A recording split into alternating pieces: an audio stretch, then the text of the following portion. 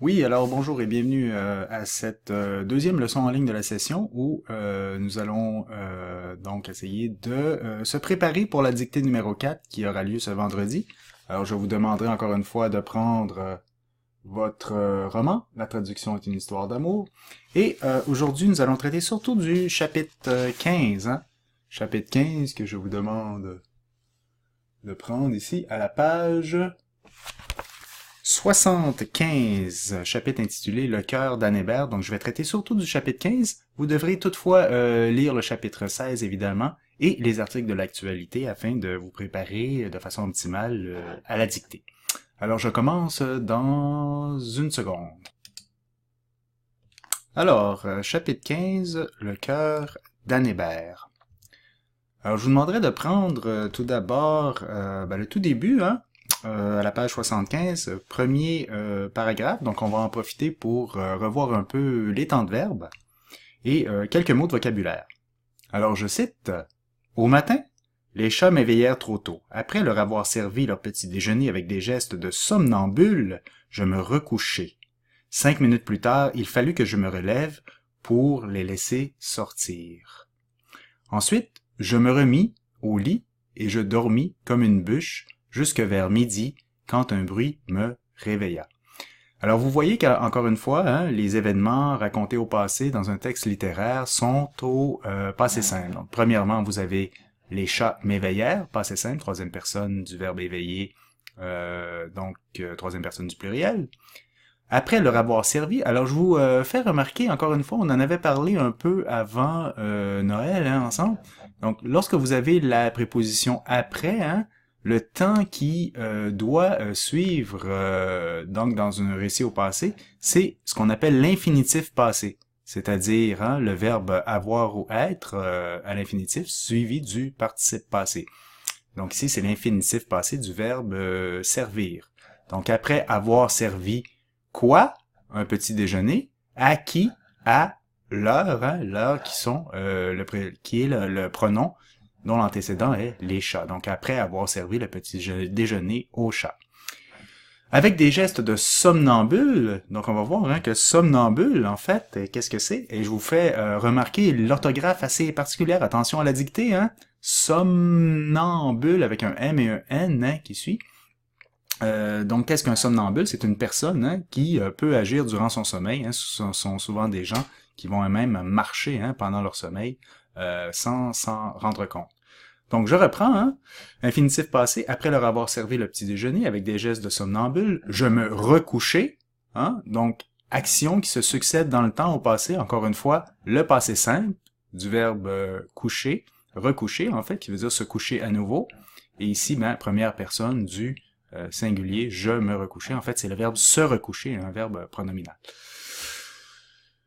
Ensuite, 5 minutes plus tard, il fallut, encore une fois, hein, passé simple, action ponctuelle dans le passé, du verbe falloir, un verbe impersonnel. Hein. Vous vous rappelez qu'on avait vu ça avant Noël, encore une fois, on ne peut pas dire je fallu, tu fallu, hein. Donc il fallut, toujours impersonnel à la troisième personne du singulier, que je me relève pour les laisser sortir qui? Les, hein, encore une fois, pronom, objet direct mis pour les chats.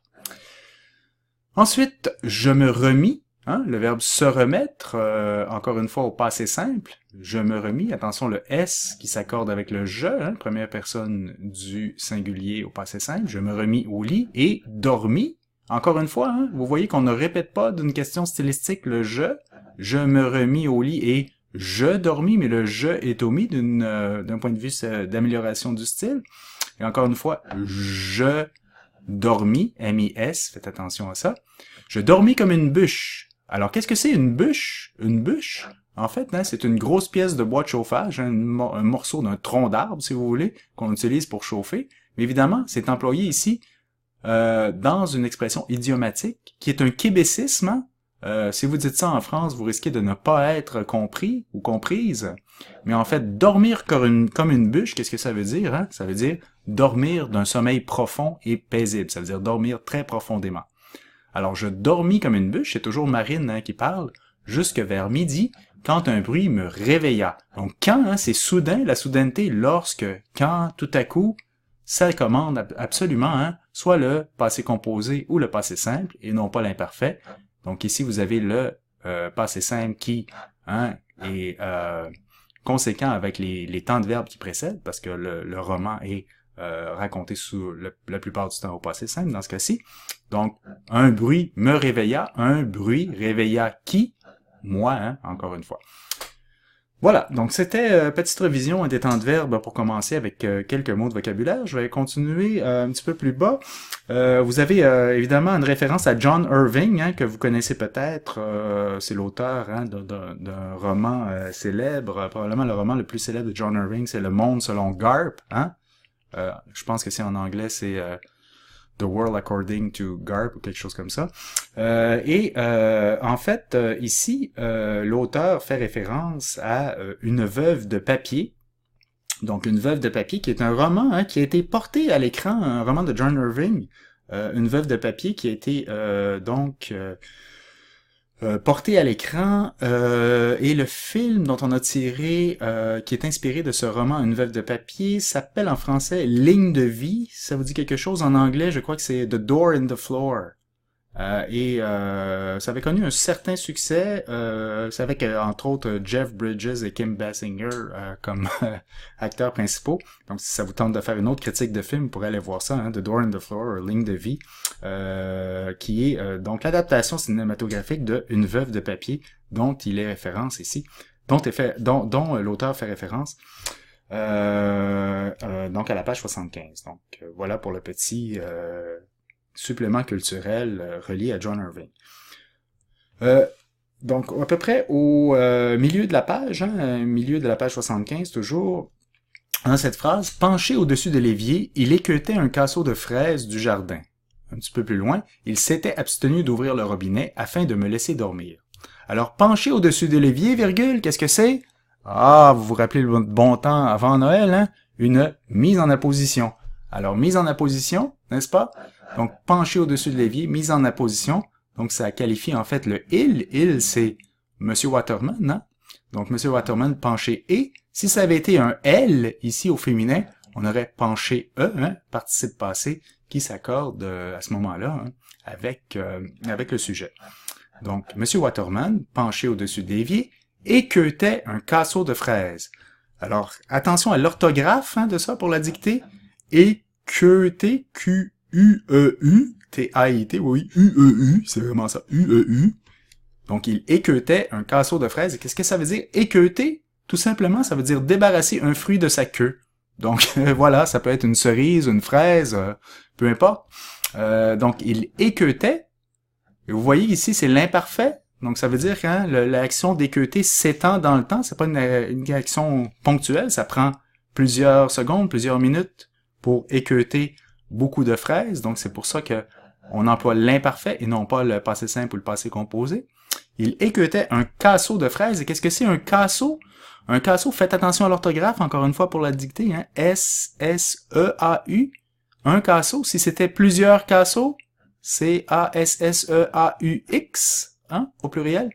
Donc, ici, on a un casseau. Un casseau, qu'est-ce que c'est? C'est un petit contenant cubique et léger destiné à contenir des petits fruits ou des frites aussi, des pommes frites, des pommes de terre frites. C'est aussi un québécisme, Rarement vous allez être compris ou comprise si vous dites ça, par exemple, en France, mais un casseau de fraises, évidemment, vous voyez le fraise au pluriel, parce que dans un casseau, il y a plusieurs fraises, donc normal de mettre un S, faites attention aussi dans la dictée si ça arrive, si ça s'impose, vous devez le mettre au pluriel. Un casseau de fraises du jardin. Un petit peu plus loin, il s'était abstenu, un beau verbe pronominal, s'abstenir. Donc, vous vous rappelez de la règle? Comment on accorde les participes passés des verbes pronominaux. La petite règle rapide que je vous avais montrée avant Noël. Donc, il s'était abstenu qui ou quoi? Pas de complément d'objet direct dans ce cas-là. Donc, on passe à la deuxième étape. Est-ce qu'il avait abstenu à lui-même? Non. Donc, on passe à la troisième étape. La troisième étape, qu'est-ce que c'est? Accord avec le sujet. Donc, il s'était abstenu eu. Si c'était elle, si c'était Marine, par exemple, on dirait « elle s'était abstenue » avec un « e » à la fin. Voilà. Donc, il s'était abstenu d'ouvrir le robinet. Évidemment, il n'y a pas de complément d'objet direct. Hein. Il s'était abstenu de quoi? D'ouvrir le robinet. Donc, vous voyez pourquoi il n'y a pas de complément d'objet direct. Il s'est abstenu d'ouvrir le robinet afin de me laisser dormir. Donc, afin de, vous vous rappelez, hein, vous avez vu ça la semaine dernière, l'expression du but. Hein? Donc, afin de, l'expression du but. Petite récapitulation ici. Voilà. Et enfin, à la page 75, toujours, un petit peu plus bas, dans le dernier paragraphe, hein, Marine dit « J'avais la chevelure ébouriffée ». Alors attention à l'orthographe, hein, 1R, 2F, E accent aigu, E. Pourquoi E? Parce que ébouriffé, c'est un adjectif, et on va l'accorder avec chevelure, la chevelure qui est féminin, donc on va mettre un E à la fin. Et qu'est-ce que ça veut dire ébouriffé? Ébouriffé, hein, ça veut dire rebrousser. Et qu'est-ce que ça veut dire rebrousser? Ça veut dire ramener en sens contraire de la direction naturelle et en désordre, hein? Ça veut dire des cheveux un peu mal placés, si vous voulez, ou mal peignés. Voilà. Donc, c'est ce que j'avais à dire pour la page 75. On va maintenant passer à la page 76 et le premier paragraphe. En fait, le premier paragraphe complet, je vais ne pas le mettre sur le PowerPoint, mais vous le lire et commenter les temps de verbe, encore une fois. Hein. Pendant que je m'habillais, donc imparfait, parce qu'on s'habille, et lorsqu'on s'habille, ça prend un certain temps, hein, dans une certaine durée, un certain état. Donc, c'est pas une action ponctuelle en 2 secondes.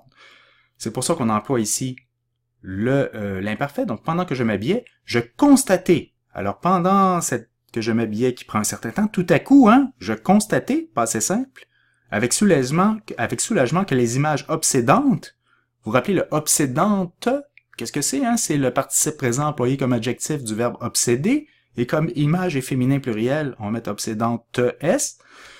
Je constatais avec soulagement que les images obsédantes de ma sœur et des victimes du typhus, vous vous rappelez, on avait vu ce qu'était le typhus précédemment, s'étaient dissipées.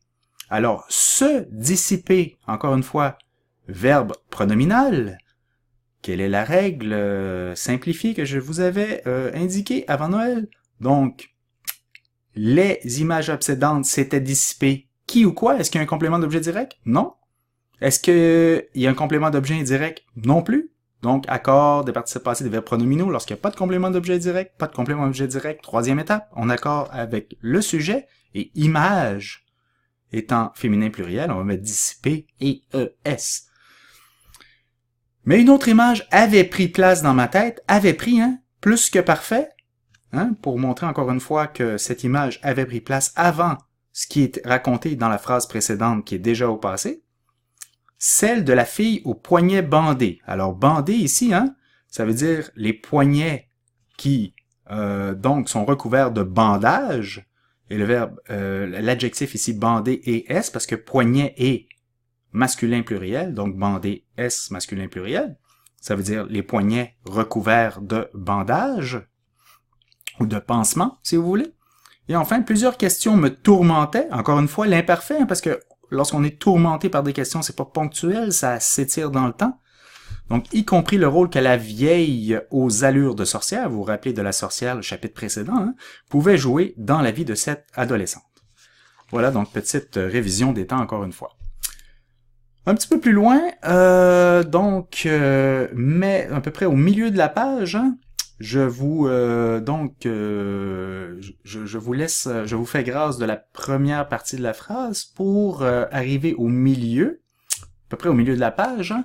Mais ce matin-là, vous vous rappelez, hein, lorsque on emploie donc une expression au passé, on va dire ce jour-là, ce matin-là, cette semaine-là, pour indiquer une semaine qui est, par exemple, dans le passé. Mais n'oubliez pas que à ce moment-là, ça prend un trait d'union ici. Hein.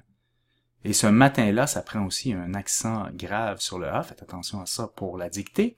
Mais ce matin-là, donc ça c'est une journée bien précise dans le passé, il était vraiment très attentionné. Donc qu'est-ce que ça veut dire? Pourquoi on emploie l'imparfait? Encore une fois, être attentionné, c'est un état. Et qu'est-ce que ça veut dire être attentionné? Attentionné, ça veut dire qu'il est gentil ou prévenant avec quelqu'un. Donc gentil ou prévenant avec quelqu'un. Et prévenant, ça veut dire qui évite dans ses rapports avec les autres ce qui pourrait leur déplaire. Donc voilà, Monsieur Waterman, c'est le « il », était vraiment très attentionné. Donc voyez, E accent aigu E, attention à l'orthographe, encore une fois, 2 N, hein? 2T, 2N, mais attentionné E accent aigu, parce qu'on a le verbe être, donc c'est un attribut du sujet il. Si c'était elle, Marine, elle était vraiment très attentionnée, on mettrait un E à ce moment-là. Donc ce matin-là, dans le passé, à un moment, il était vraiment très attentionné. Pourquoi? Parce qu'il avait compris. Donc avant d'être attentionné, il avait compris, avant d'être attentionné, donc il avait compris que je n'étais pas dans une forme olympique. Donc, M. Waterman avait compris que Marine n'était pas dans une forme olympique. Qu'est-ce que ça veut dire être dans une forme olympique? C'est une figure de style, ça veut dire en très bonne condition physique et de façon figurée, propice même aux performances des athlètes participants aux Jeux olympiques, comme nos athlètes canadiens qui gagnent des médailles d'or présentement à Pyeongchang, et non pas Pyongyang, en Corée du Sud. Comme vous le savez très bien, après avoir fait le contrôle c'est-à-dire la semaine dernière. Voilà, donc, Monsieur Waterman était vraiment très attentionné. Pourquoi il est attentionné? Parce qu'avant ça, il avait compris que Marine n'était pas en bonne forme, tout simplement. Ensuite, au bas de la page 76, au début de la page 77, après le repas, donc encore une fois les temps de verbe, il fit la vaisselle, donc le verbe faire au passé simple, refusant mon aide. Vous vous rappelez le participe présent, Donc, deux actions qui se suivent dans le passé. On peut employer le participe présent pour des actions successives, qu'elles soient dans le passé, dans le présent ou dans le futur. Ici, c'est dans le passé, parce qu'on a le verbe, le passé simple. Donc, il fit la vaisselle et ensuite, il refusa mon aide. Ensuite, il alla chercher des choses qu'il avait oubliées. Donc, il alla chercher, encore une fois, le passé simple du verbe aller.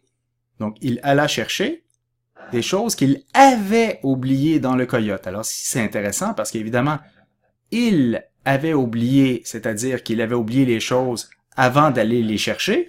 Donc, c'est normal que le plus que parfait ici avait oublié soit employé après le verbe aller. Parce que pour aller chercher les choses, il faut les avoir oubliées avant.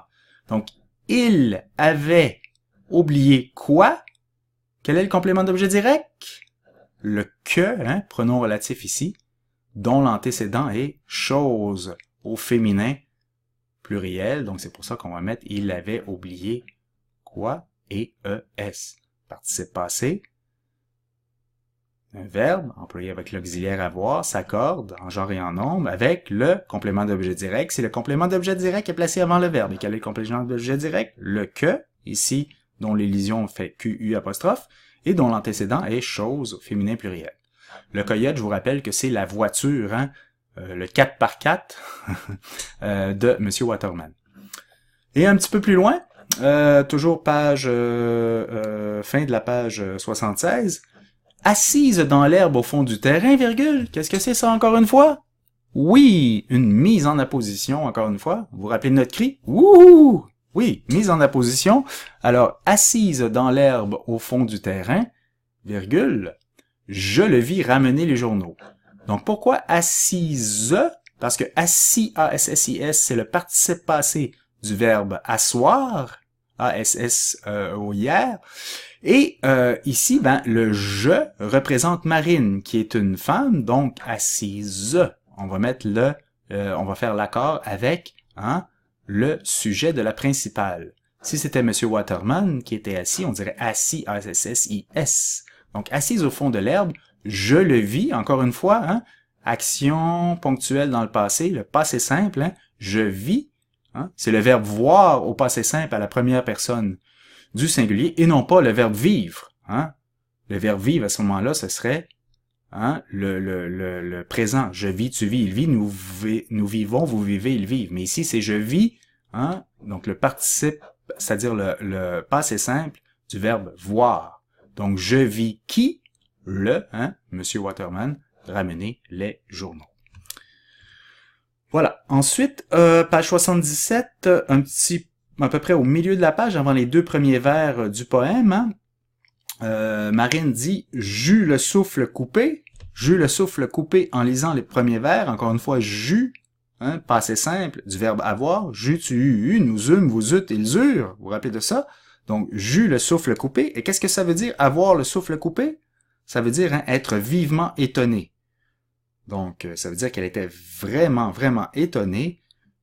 En lisant, encore une fois, un gérondif ici, vous vous rappelez de la règle qu'on avait établie avant Noël, hein, le gérondif, pour exprimer une action qui est contemporaine, en fait, qui arrive en même temps qu'une autre, que ce soit au passé, au présent, au futur. Enfin, j'eus le souffle coupé en lisant. Ça veut dire que elle est très, très, très étonnée, Marine, au moment où elle lit les premiers vers du poème. Donc, les deux actions sont contiguës, arrivent en même temps et non pas consécutivement. Contrairement au participe présent simple, ici le gérondif montre la simultanéité, vous vous rappelez de ça, ce mot, simultanéité des deux actions. Voilà. Ensuite, donc on va continuer avec la page 77 et le paragraphe qui suit tout de suite les deux premiers vers du poème au milieu de la page. Hein. Ébloui, virgule. Ah! Encore une fois. Hein? Une mise en apposition. Donc on va mettre ébloui. C'est le participe, c'est-à-dire c'est le participe passé du verbe éblouir. Et pourquoi on met un Parce que le je de la principale représente Marine, une femme, donc ébloui, je fermais les yeux. Si ça avait été Monsieur Waterman, on aurait dit ébloui I sans le hein.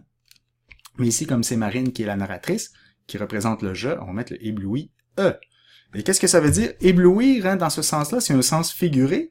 Parce que au sens littéral, éblouir, ça veut dire être aveuglé par le soleil, par exemple. Lorsque vous regardez le soleil sans protection directement dans le ciel, vous allez être ébloui. Mais ici, c'est au sens figuré, elle n'a pas regardé le soleil, mais c'est plutôt à la suite d'avoir été étonné, d'avoir eu le souffle coupé en lisant le poème. Donc, qu'est-ce que ça veut dire ébloui au sens figuré? Ça veut dire frappé d'admiration ou émerveillé. Donc, ébloui, je fermais, encore une fois, le passé simple, les yeux, tête inclinée. Incliné, c'est un adjectif. Donc, comme tête est féminin, on va mettre incliné en arrière. Ça veut dire incliné, penché en arrière. Ensuite, d'un seul coup, j'étais transporté dans la vieille maison du langage. Donc, j'étais transporté. Encore une fois, ici, on va accorder transporter parce qu'on a le verbe être, donc attribut du sujet, qui est je, qui est Marine encore une fois. Si c'était Monsieur Waterman, on aurait dit, donc j'étais transporté et sans le J'étais transporté dans la vieille maison du langage à mi-chemin entre la terre et le ciel. J'avais l'air de divaguer. Alors qu'est-ce que ça veut dire divaguer? Divaguer, ça veut dire s'égarer dans ses propos, tenir des propos déraisonnables, incohérents. Donc, si vous comprenez pas la définition, juste à écouter Donald Trump de temps en temps, vous allez avoir une bonne définition du verbe divaguer. Non, c'est une blague. Voilà, donc divaguer, et la beauté et la mort allaient de pair. Donc, aller de pair, ça veut dire tout simplement aller ensemble. Aller de pair, c'est une expression qui veut dire aller ensemble. Mais je n'insisterai pas là-dessus pour l'instant. Et ensuite, vous avez le super beau poème d'Anne Hébert. Poème d'Anne Hébert, je vais juste faire une petite pause ici.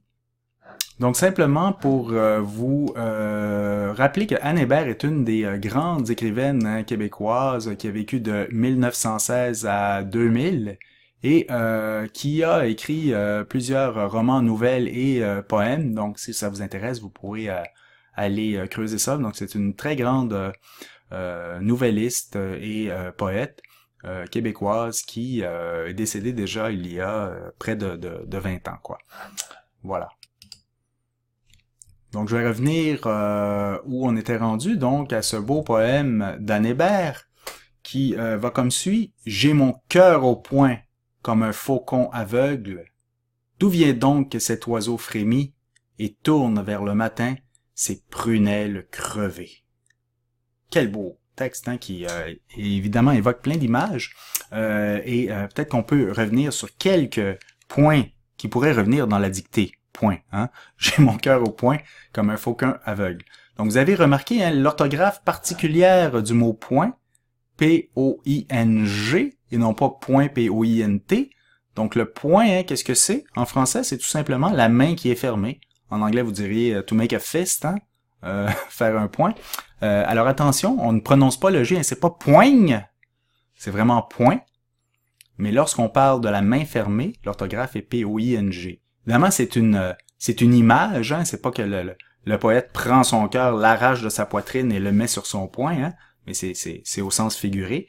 J'ai mon cœur au poing, comme un faucon aveugle, une comparaison, hein. Un faucon, c'est tout simplement un oiseau de proie. En anglais, vous diriez falcon, tout simplement. Et regardez l'orthographe particulière dans une dictée, hein. F-A-U-C-O-N.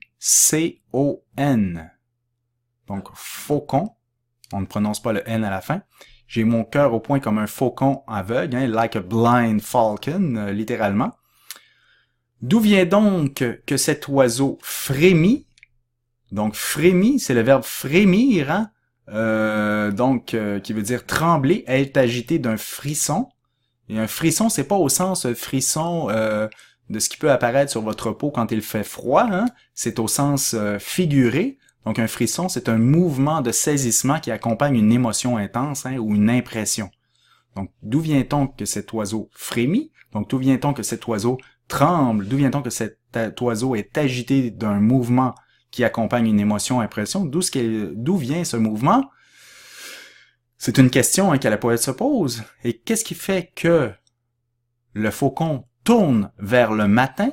Encore une fois, c'est une belle image. Normalement, on se tourne vers quelque chose et non pas envers un moment de la journée, mais ici, c'est une expression poétique, hein. Donc, le faucon tourne vers le matin. Qu'est-ce qu'il tourne vers le matin, le faucon? Ses prunelles crevées. Incroyable, hein? Donc, c'est prunelles. Vous vous rappelez qu'on avait vu ça avant Noël, hein? Prunelle, c'est la pupille de l'œil. Vous vous rappelez, je vous avais fait un schéma, je vais vous montrer ça à la fin du diapo. Le schéma de l'œil, donc le centre, hein? Ce qui apparaît noir au centre de votre œil, c'est la prunelle ou la pupille.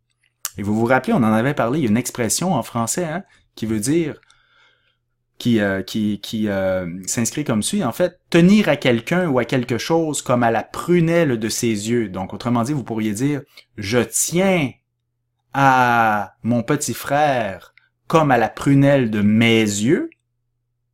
Je tiens à mon petit frère comme à la prunelle de mes yeux.